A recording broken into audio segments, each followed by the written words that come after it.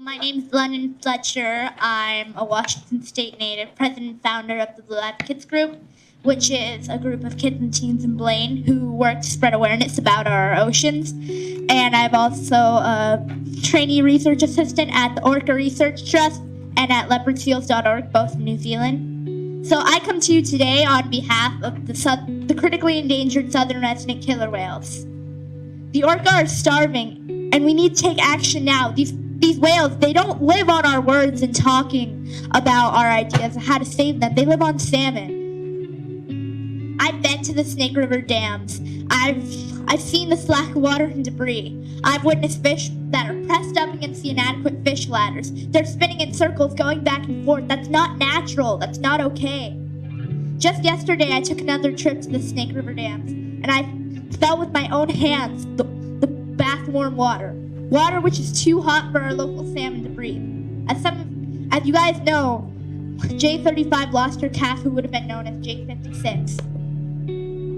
That calf's presumed cause of death is, yet again, it didn't have nutrients. This brings us to a 30-year all-time low of only 75 southern resident orca in existence, and the situation has never been more critical.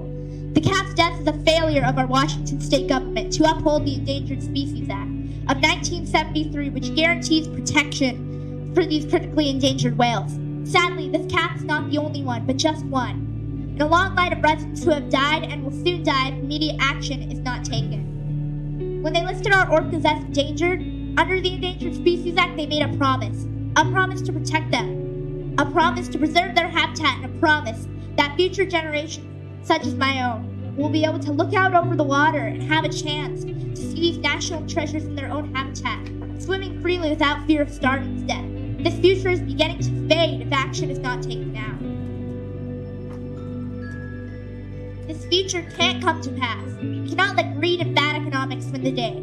It is time to do it right and remove the 4 Snake River dams in 2018, starting with the Lower Granite and Little Goose dams, and impose an immediate 2-year moratorium on Chinook salmon fishing. We cannot wait any longer to rebuild salmon runs. Today I ask you all, please stand with me. We are the future, and we will not stand idly by as some of our leaders scratch the backs of those who would tear down this world and watch the ecosystem collapse to make a dollar. Enough is enough. The time for us as a people to make a change is now. It is time for our generation to look our leaders in the eye and ask, what legacy will you leave behind? Will you be the ones to break the cycle and be the ones who stood for what's right? You say you want to consider the science, but the science points to the removal of the dam. In fact, our current EIS lists dam breaching as the most viable, and now the last option to recover wild Chinook salmon runs.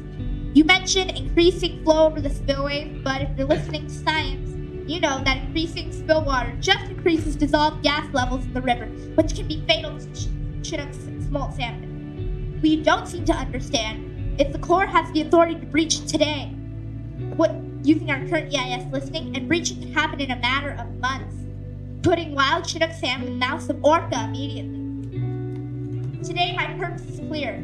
The days of killing our rivers, streams, fish, and precious southern resident killer whales are numbered. I will not come alone. Today, I pledge to fight for the orca, and I hope that you stand with folks like myself who have been fighting for these orca for years. I hope that I can count on your support in the fight to come. To the members of the Orca Task Force, we need to breach the dams in 2018 before it's too late.